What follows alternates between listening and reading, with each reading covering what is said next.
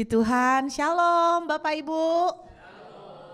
Waduh, wajah-wajah yang diberkati nih pagi hari ini. Amin. Mudah-mudahan tidak ngantuk ya karena adem. Sebelum kita dengar firman, saya sekali lagi kepengen ada colek sebelahnya biar semangat dan bilang begini, lu keren amat.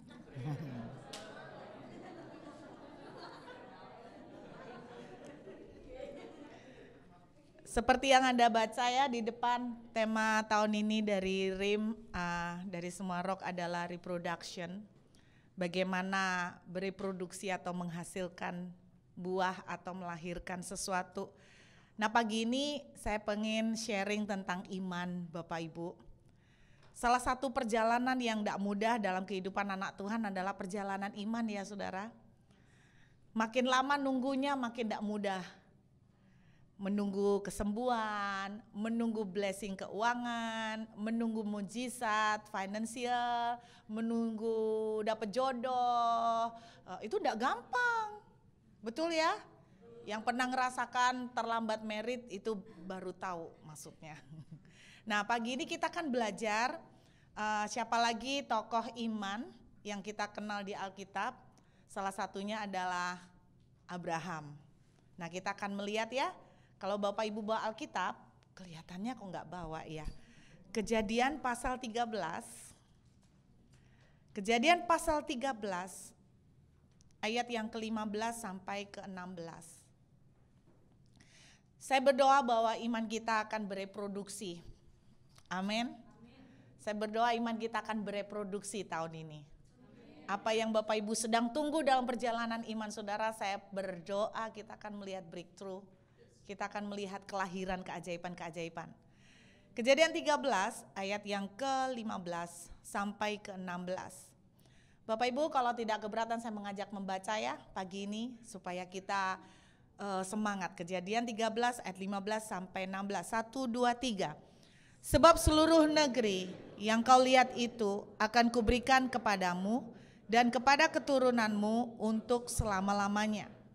Dan aku akan menjadikan keturunanmu seperti debu tanah banyaknya, sehingga jika seandainya ada yang dapat menghitung, keturunanmu pun akan dapat dihitung juga. Amin. Ada yang tahu enggak Bapak Ibu, waktu Abraham menerima Ishak, berapa tahun masa penantiannya? Ada yang tahu enggak? Ada ide? Berapa tahun Abraham itu nunggu sampai dapat Ishak? Enggak ada yang tahu. Berapa? Gilang? 100 tahun? Enggak, 100 tahun. 80? Oke, pasti berapa pasnya?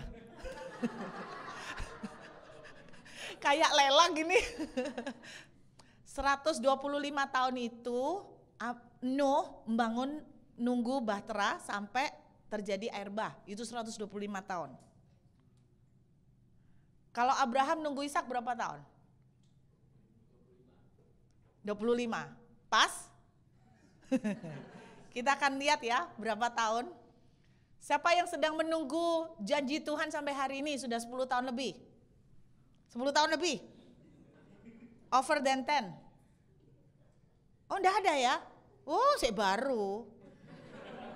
Di bawah 10 tahun. Banyak. Yang udah angkat tangan tuh berarti tidak nunggu. Nunggu udah datang-datang sampai sudah lupa. Saya berdoa apapun yang Anda sedang tunggu, kita akan belajar bagaimana sih akhirnya Abraham itu kan pada akhirnya mendapatkan Ishak, ya toh, setelah sekian puluh tahun. Nanti kita lihat, kita hitung sama-sama. Nah setelah kita hitung saya percaya Bapak Ibu pasti hafal setelah ini. Mudah-mudahan. Kejadian 13 ayat 15 sama 16 ini adalah pertama kali Tuhan kasih janji ke Abraham soal anak. Pertama kali. Anda boleh cek di kejadian-kejadian sebelumnya Tuhan belum ngomong soal anak. Dan yang luar biasanya Abraham juga gak pernah doa minta anak di kejadian sebelumnya. Jadi ini pure pertama kali Tuhan yang inisiatif. Tuhan yang tiba-tiba ngomong begini, aku akan kasih kamu anak dan keturunanmu akan sebanyak debu tanah. Ini pertama kali Tuhan kasih janji. Nanti kita hitung dari sini. Umur Abraham pada Kejadian 13 ayat 15 sampai 16, 79 tahun. Oke, 79 tahun sudah tua. Jadi waktu Tuhan kasih janji udah kadaluarsa. Abraham sama Sarah selisih 10 tahun. Jadi kalau mau tahu usia Sarah ya tinggal 10 tahun aja. 79 dikurangi 10. Jadi 69 Sarahnya. Ini pertama kali. Perhatikan Bapak Ibu. Ketika Tuhan memberikan sebuah janji, dengerin. Ini yang sering kali kita salah. Ketika Tuhan memberikan sebuah janji, itu maunya Tuhan. Bukan mau kita. Abraham tidak pernah minta, itu maunya Tuhan. Saya kasih contoh. Mungkin contoh paling gampang, Bu Peti deh. Misalnya. Bu Peti, saya janji nih Bu Peti, kalau nanti border dibuka, ya, saya balik Surabaya nih, terus kemudian balik sini, saya akan belikan bebek banyak Bu Peti. Misalnya kira-kira seperti itu. Saya kasih janji sama Bu Peti. Nah Bu Peti kan gak minta apa-apa kan. Saya kasih janji kan. Nah pertanyaan saya gini. Ketika border dibuka, siapa yang mengupayakan untuk cari bebek itu buat Bu Peti? Saya dong. Bukan Bu Peti kan? Masa Bu Peti yang usahakan bebeknya? Tapi Anda sadar enggak? Seringkali kesalahan kita, Tuhan yang kasih janji, berarti kan Tuhan yang sibuk untuk ngurusin itu kan. Tuhan yang siapin bebeknya gimana kek, iya toh. Tapi yang sering kali terjadi, Tuhan janji, saudara dan saya yang sibuk nyiapin bebeknya. Bener gak? Tuhan yang janji, tapi saudara dan saya sibuk untuk merealisasikannya. Konyol kan? Kalau Tuhan yang berjanji, Tuhan yang akan sibuk mewujudkannya. Bagian Bu Peti dan orang-orang yang dapat janji tinggal apa? Ya tinggal nunggu lah. Cuman bedanya begini, kalau Tuhan tidak bisa melanggar, karena Tuhan selalu setia. Kalau saya bisa lupa. Iya toh? Setelah sampai Surabaya, saya berubah pikiran. Ngapain gue susah-susah bebek? Duh, nanti masih di imigrasi, nanti masih di gini. Aduh, repot banget, gak usah. Bisa nangkep saudara? Jadi kalau Tuhan sudah memberikan sebuah janji, Dia yang akan sibuk mempersiapkan dan memikirkan bagaimana menggenapi.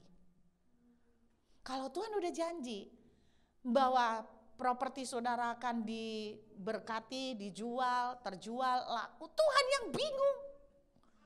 Pada kenyataannya saudara dan saya yang bingung, betul? Nah ini salah kaprah. Jadi ingat ya, kalau Tuhan yang udah janji, itu inisiatif Tuhan, Tuhan yang mau. Kalau Tuhan udah janji anakmu akan dipulihkan, Tuhan yang sibuk mikirin bagaimana memulihkan anak-anak saudara. Kalau Tuhan yang udah janji memberikan jodoh buat anak-anak kita, Tuhan yang sibuk membawa Adam. Kalau Adamnya bandel, keras, dihipnotis kayak sama Tuhan atau whatever lah, dipaksa untuk datang, kan gitu kira-kira. Jadi itu bagian Tuhan. Oke ya, kita kembali, bukan itu poinnya. Jadi pada umur 79 tahun, Tuhan pertama kali memberikan janji kepada Abraham mengenai anak, seperti debu tanah. Kita lompat Kejadian 15. Kejadian 15 ayat yang kelima. Kejadian 15 ayat 5, jedahnya 2 pasal. Dari 13 ke 15. Kejadian 15 ayat 5. Lalu Tuhan membawa Abram keluar serta berfirman, coba lihat ke langit. Hitunglah bintang-bintang jika engkau dapat menghitungnya. Maka firman-Nya kepadanya, demikianlah banyaknya nanti keturunanmu. Perhatikan, ini kedua kali Tuhan kasih janji soal anak. Tadi seperti debu tanah, ini seperti bintang. 2 kali. Jaraknya 2 pasal. Tapi dalam sejarah jaraknya 5 tahun. Jadi janji yang kedua dilepaskan umur Abraham 84. 84, bisa nangkep ya? 84. Sekarang kita lompat. Nah, sambil hitung pelan-pelan. Kejadian pasal yang ke-18. Kejadian pasal 18, ayat yang ke-10. Satu kali Abraham didatengin tamu 3 orang laki-laki yang adalah malaikat Tuhan. Dan kemudian Abraham serve mereka, layanin mereka. Dan kemudian 3 orang ini pada ayat 10 bilang begini, dan firman-Nya, sesungguhnya aku akan kembali tahun depan, mendapatkan engkau, pada waktu itulah Sarah istrimu akan mempunyai seorang anak laki-laki. Dan Sarah mendengarkan pada pintu kemah yang di belakangnya. Jadi tahun depan aku akan kembali mendapatkan kamu tahun depan. Berarti tahun depannya udah gendong. Bisa nangkep ya? Berarti udah ngelahirin tahun depannya.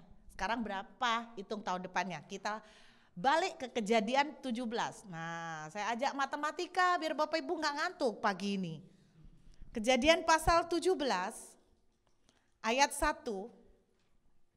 Ketika Abraham berumur 99 tahun, maka Tuhan menampakkan diri kepada Abraham dan berfirman kepadanya, akulah Allah yang maha kuasa, hiduplah di hadapanku dengan tidak bercela.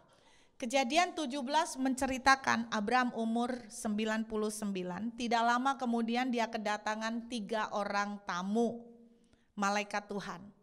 Nah, tahun depannya udah melahirkan anak, berarti umur Abraham umur gendong anak. Jadi gendong anak umur berapa? 100. Ya, Alkitab menuliskan Abraham ketika punya Ishak itu umur 100 tahun. Berarti berapa lama Abraham nunggu? 21 itu pasnya. Ya, jadi enggak pas 25 tapi 21 tahun. Bisa nangkep ya Bapak Ibu? Nah, sekarang saya ajak kita melihat selama 21 tahun what happened. Nah, kita belajar dari kesalahan yang dilakukan oleh Abraham. Oke, kita lihat ya. Kejadian pasal yang kembali, Kejadian pasal 15. Ayat 1 dan ayat 2. Jadi total Abraham menunggu 21 tahun, akhirnya dapatlah Ishak. Kejadian 15 ayat 1 dan 2. Kemudian datanglah firman Tuhan kepada Abraham dalam suatu penglihatan. Janganlah takut Abraham. Berarti Abraham lagi takut. Kalau Abraham tidak lagi takut, nggak mungkin dong Tuhan tiba-tiba datang. Jangan takut Abraham. Siapa yang takut? Salah lu. Abraham pasti lagi takut. Oke. Akulah perisaimu, upahmu akan sangat besar. Abraham lagi takut apa Bapak Ibu? Ayat 2. Abraham menjawab, ya Tuhan Allah, apakah yang akan engkau berikan kepadaku karena aku akan meninggal dengan tidak mempunyai anak, dan yang akan mewarisi rumahku ialah Eliezer orang Damsyik itu. Apakah yang sedang dialami oleh Abraham? Ketakutan apa yang sedang nyerang Abraham? Soal tidak punya anak. Berarti dia lupa dengan apa yang dikasih di Kejadian 13, 5 tahun sebelumnya. Mungkin itu sambil lalu, lewat. Sehingga muncul ketakutan. Aduh ya apa ya, umurku tambah tua, 84. Sedangkan aku akan mati dengan tidak mempunyai pewaris. Itu yang menjadi ketakutan Abraham. Anda lihat, apa yang terjadi sejak janji Tuhan dilepaskan ke Abraham, Abraham sama sekali forget. Kemudian apa yang terjadi? Dan ketika Abraham mulai forget, Abraham mulai ragu. Oke? Mulai muncul ketakutan. Bapak Ibu, pada waktu menunggu janji Tuhan atau doa dijawab, sering enggak ngalamin seperti ini?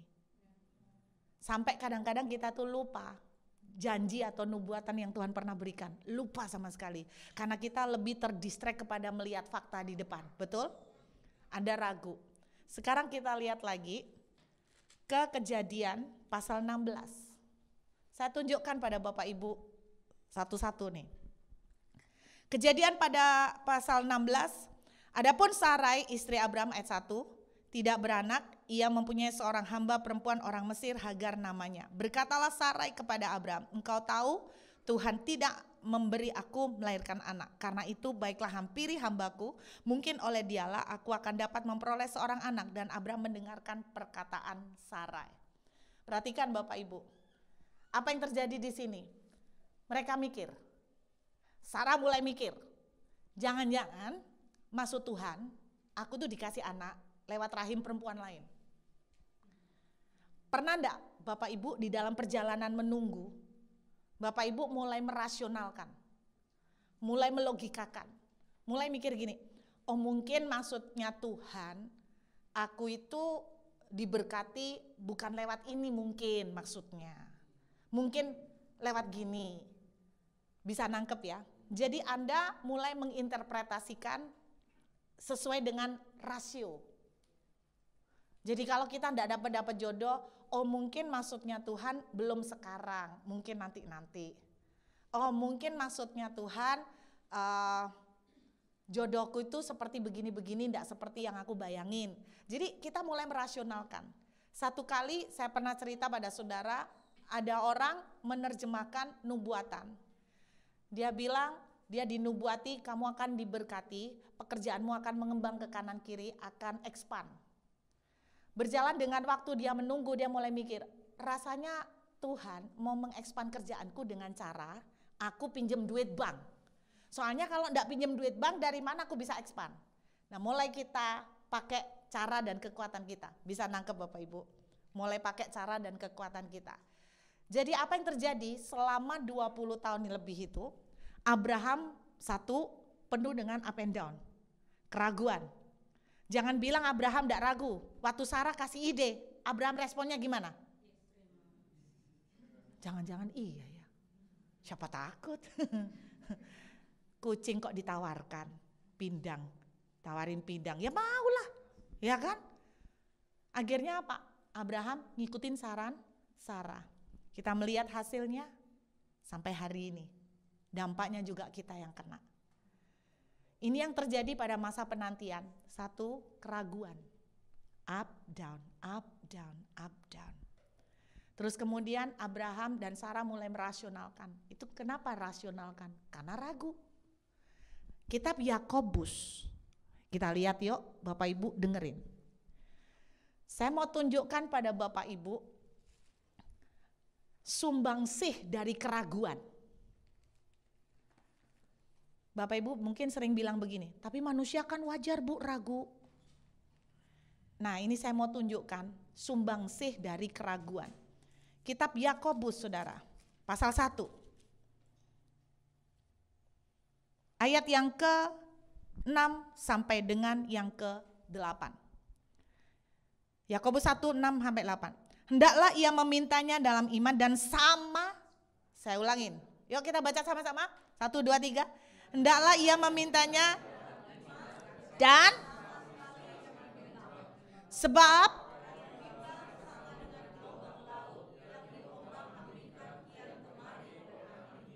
orang yang demikian, sebab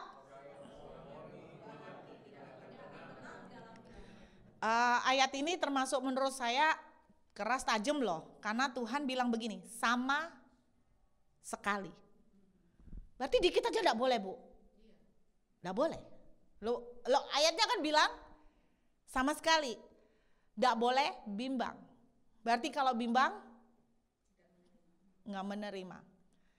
21 tahun Abraham menunggu Ishak. Tahukah Anda kenapa penantiannya selama itu? Jawabannya sederhana.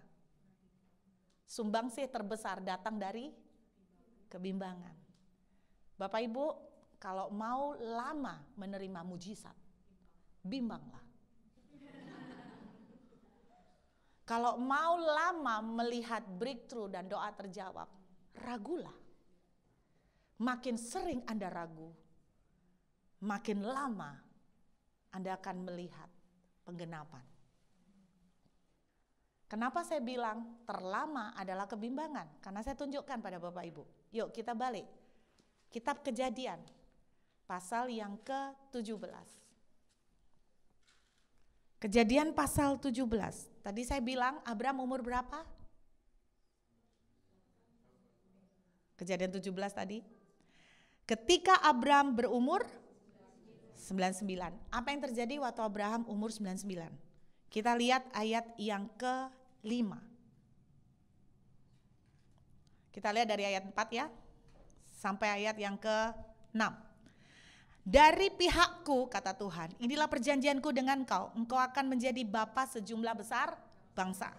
Karena itu namamu bukan lagi Abram, melainkan Abraham, karena engkau telah kutetapkan menjadi bapa sejumlah besar bangsa. Aku akan membuat engkau beranak cucu sangat banyak, engkau akan kubuat menjadi bangsa-bangsa dan daripadamu akan berasal.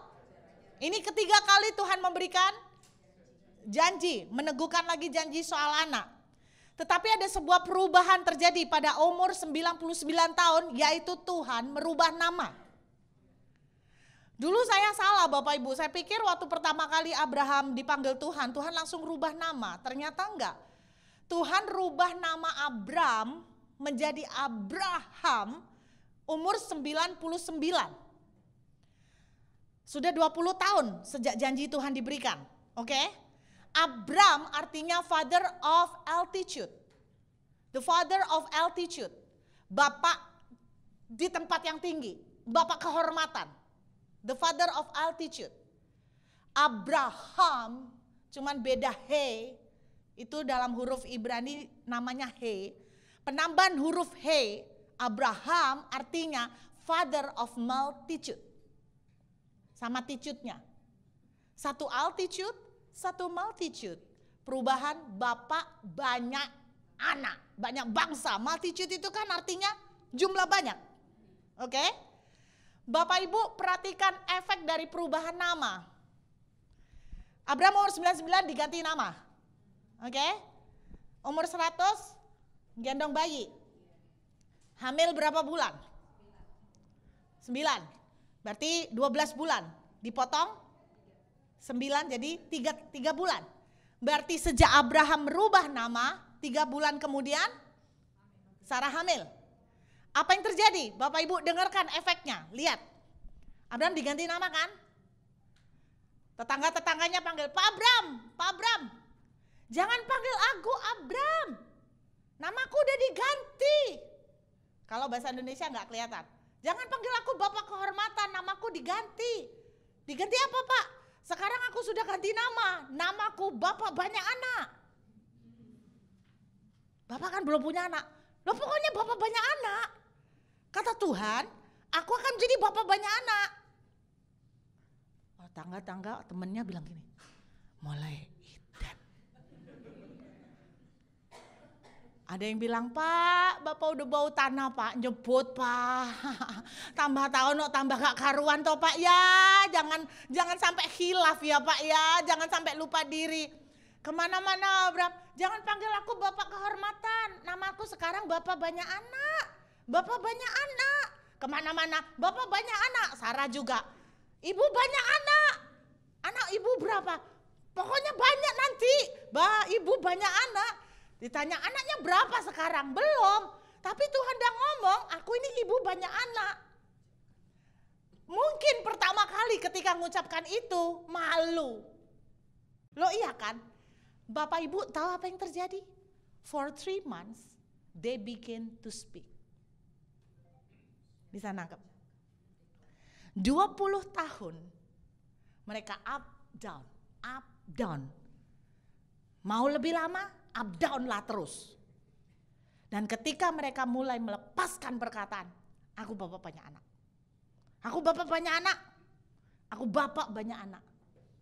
3 bulan kemudian, Sarah hamil.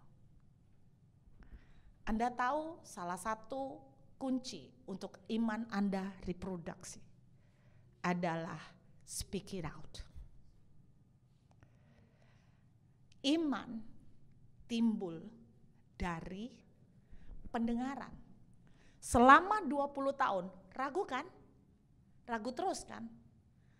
Aduh, aku bisa dapat jodoh gak ya? Aku bisa punya anak gak ya? Oh, aku akan dipulihkan gak ya? Kerjaanku bisa expand gak ya? Kok gini-gini terus ya? Ragu.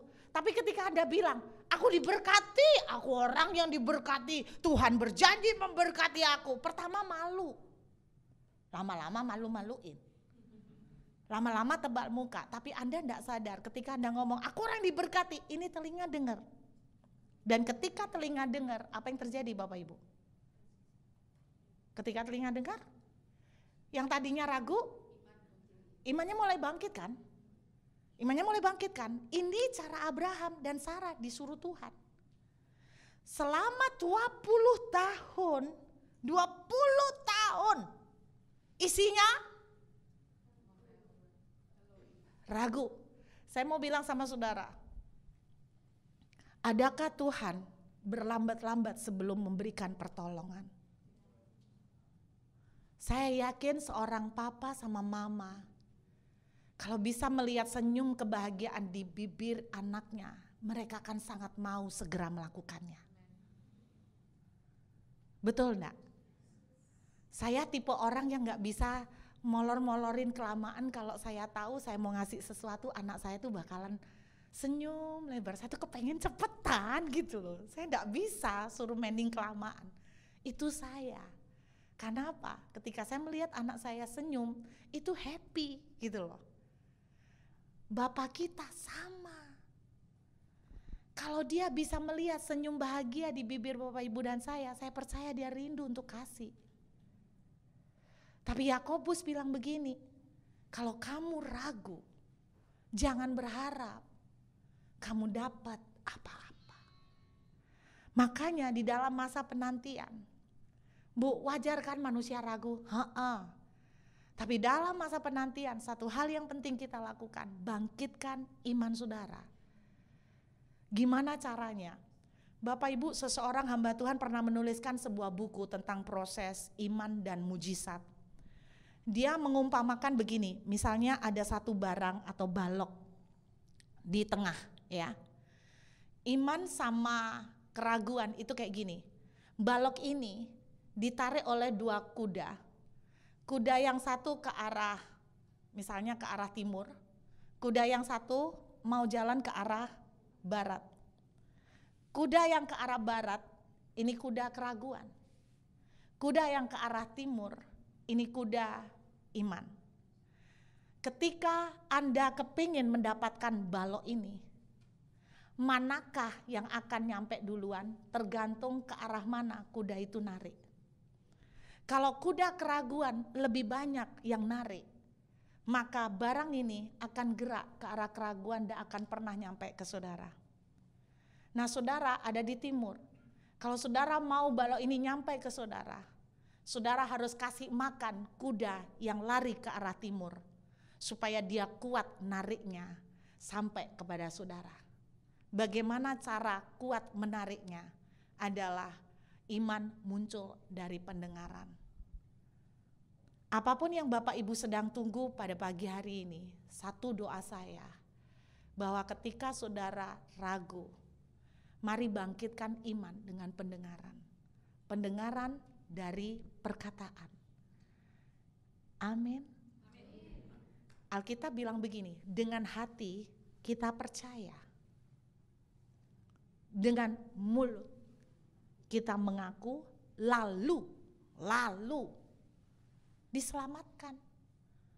Jadi orang yang hatinya percaya, pasti mulutnya juga keluar sama. Nah, ketika dua-duanya sinkron, penjebolan terjadi. Bu, wajar dong ragu? Ya wajar kalau kamu dan saya kasih makan kuda yang ke arah barat. Tapi kalau kita kasih makan terus kuda yang ke arah timur, ke arah kepada kekuatan iman, itu yang akan lebih kuat. Saya berdoa Bapak Ibu di tengah keraguan apapun, saudara mari lepaskan apa yang Tuhan sudah janjikan. Saudara berkata, aku diberkati. Buat Tuhan memberkati itu gampang. Berkat datang dari segala arah kepada kehidupanku. Aku orang yang sangat diberkati. Aku orang yang sangat diberkati. Percayalah, kadang-kadang pertama kali ngomong seperti itu malu. Nggak usah sama orang lain. Saya sama suami sendiri kalau ngomong gitu malu. Nggak usah ada suami lah, ngomong sama kaca aja lu malu. Saudara, kadang-kadang saya berdiri di depan kaca dan saya bilang begini. Nah, Ci Intan kan pernah potong rambut saya. Kan tahu Ci Intan pernah ngomong begini, Buru kok nggak ada rambut putih? Ibu-ibu, saya tuh praktek di depan kaca. Tidak ada rambut putih. Rambutmu hitam semua. Karena aku lihat teman-teman udah pada putih semua gitu loh. Dan aku enggak mau malas-malas semir gitu kan. Tidak ada rambut putih. Ini kan terserah kita yang punya lidah kan. Terserah aku mau bilang rambutku merah ya terserah. Aku mau bilang tidak ada rambut putih. Rambut hitam semua dalam nama Yesus. Rambut hitam, percayalah Bapak Ibu, pertama kali ngomong di depan cermin tuh malu. Apalagi kalau perkataannya gini, halo Ruth, kamu cantik. Waduh, saudara tahu saya langsung isin aku ngomong sama cermin, aduh kamu cantik, kayak orang nggak tahu diri, kayak lupa diri. Aduh, kamu cantik, kamu diberkati, kamu awet muda, kan aku takut penuaan gitu kan. Kamu awet muda, kamu diberkati, percayalah. Anda nggak percaya? Malu, bener malu. Coba ya kalau nggak percaya. Bapak Ibu lihat sebelahnya, bilang begini, lihat aku cantik. Yang cowok bilang sama sebelahnya, lihatan aku ganteng. Lo ayo praktek, coba lihat sebelahnya. Coba ngomong kalau sebelahnya suami istri. Oh dia sering ngomong. Loh ya toh, Bapak Ibu tak minta ngomong, guyu-guyu sendiri. Ngomong, ayo coba praktek Bapak Ibu ke kanan. Loh ini sama seperti Abraham. Bapak banyak anak, enggak punya anak, bapak banyak anak, bapak banyak anak, bapak banyak anak. Ayo coba Bapak Ibu ngomong sama sebelahnya. Aku orang ganteng, bilang gitu. Nggak usah jauh-jauh, gampang. Aku orang ganteng, awet muda, bilang sama sebelahnya.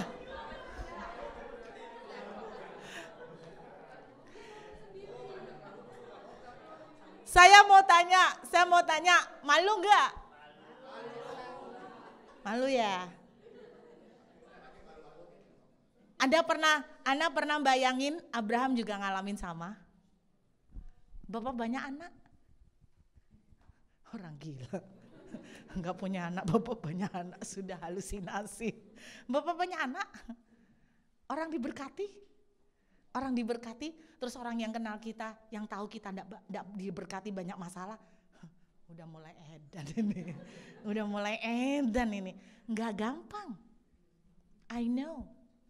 Tapi Anda bayangkan ketika Tuhan melihat, gila, anakku percaya banget nih, gua kalau enggak tolong kasihan nih. Saudara pernah dengar cerita seorang cucu berdoa. Dia tuh berdoa gini. Nah, cucu ini tidur di satu kamar, sebelahnya kamar engkongnya. Anda tahu cara cucu ini berdoa? Dia tuh kepengen banget punya sepeda. Tuhan Yesus, aku berdoa kepadamu. Entah dia sengaja atau enggak, saya enggak tahu. Tapi kayaknya sengaja. Tuhan Yesus, aku berdoa, aku ini kepingin punya sepeda. Dan kau tuh pasti memberkati engkau supaya bisa belikan aku sepeda. Tuhan Yesus, engkau pasti memberkati engkau supaya bisa memberikan aku sepeda. Engkongnya denger. Di kamar sebelah. Saudara tahu engkongnya ngomong gini, nih kalau aku gak beliin, nanti aku khawatir iman anak ini goyah. Jadi aku akan cari cara untuk beliin. Jadi engkongnya tuh kepingin iman anak ini kuat kan. Akhirnya engkongnya berusaha beli sepeda. Bapak Ibu itu manusia loh. Anda bayangkan ketika Tuhan itu tahu, Tuhan Yesus, aku percaya Tuhan Yesus pasti tidak tega beliin aku sepeda. Tuhan, Bapak kita di surga, gak tega, dia kan berusaha untuk kasih sepeda. Betapa dahsyatnya nih kuasa mulut. Amin. Anda mau melihat iman saudara bereproduksi? Belajar melepaskan perkataan. Aku orang yang diberkati. Father of multitude. Father of blessing. Amin. Sekali lagi, bilang sama sebelahnya. Loh, ini latihan terus sampai malu-maluin. Orang bilang begini, ini orang gila, pedenya gak ketulungan. Bilang sama sebelahnya, aku orang yang diberkati, aku cantik, aku awet muda. Coba bilang sama sebelahnya, kayak bapak banyak anak.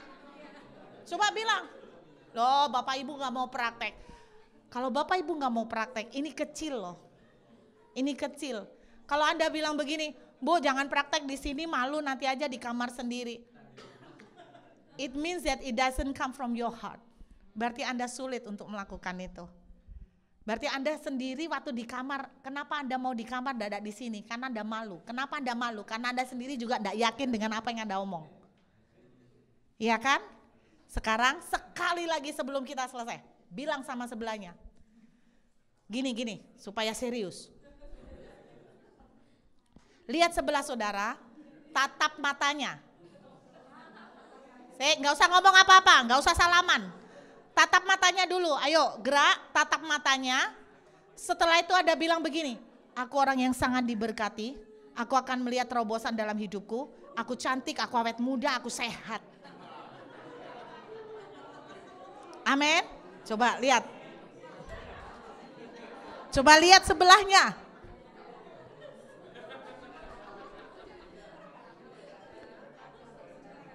Amin. Saya yakin ketika Abraham mulai melepaskan perkataan, he only needs 3 months. He only needs 3 months. You want to see the miracle? Declare. Speak it out. 20 years, Abraham dalam keraguan terus-terusan. Betul?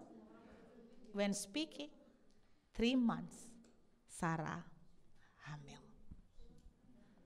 Iya, 3 months, Sarah hamil. Dahsyat kan? Dahsyat toh? Mau melihat reproduksi? Deklarasi. Yuk kita menghampiri Tuhan. Saya minta pemain musik